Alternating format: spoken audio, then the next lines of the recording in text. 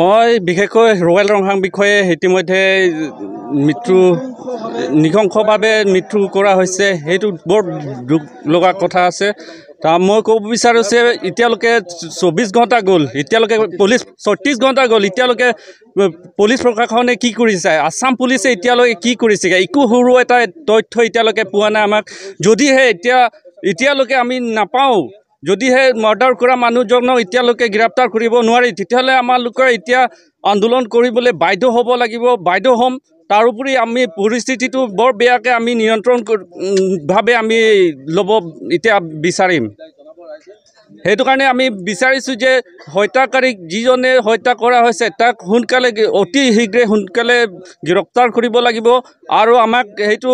অতি সোনকালে আমাক জনাব লাগিব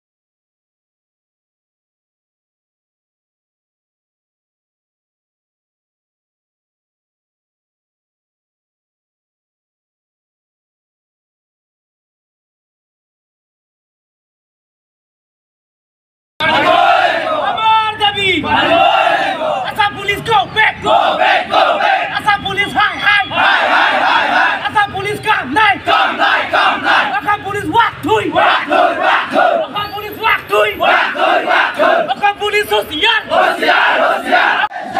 We want justice, justice, justice. Assam police come night, come night, come night. Assam police come night. We want justice, justice, justice. We want justice, justice, justice. No justice.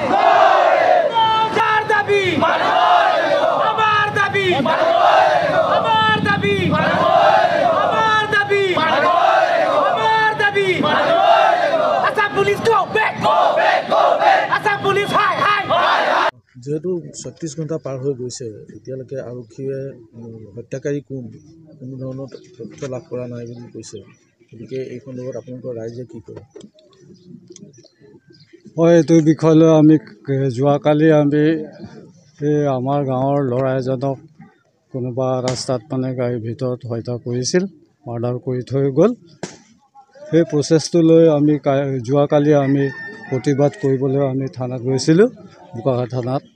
তেতিয়া আমাৰ ওচিজনে আমাক সেই কথাষাৰ আমাক কৈছিল বোলে 3 দিন পিছত আমি সেই কোনে মাৰ্ডাৰ কৰিছিল বা কোনে সেই কামটো কৰিছিল দুখী কাম কৰিছিল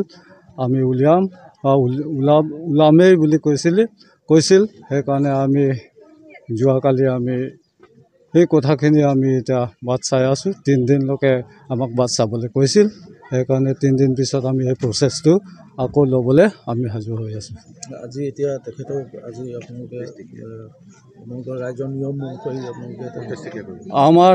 ৰাইজৰ ফালৰ পৰা ক'বলগীয়া আছিল যিজনে সেই মানুহজনক হত্যা কৰিছিল বা কৰিলে যিজনে সেই মাৰ্ডাৰ কৰিলে তেখেতক আমি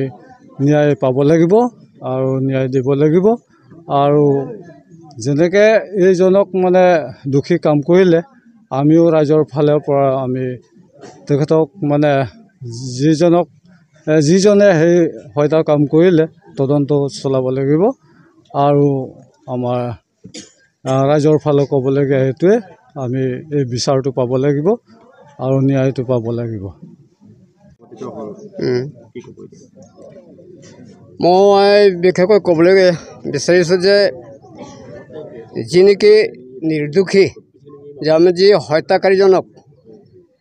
আমি যোৱাকালিও আমি প্ৰটেষ্ট কৰিবলৈ গৈছোঁ সেই মৰ্মে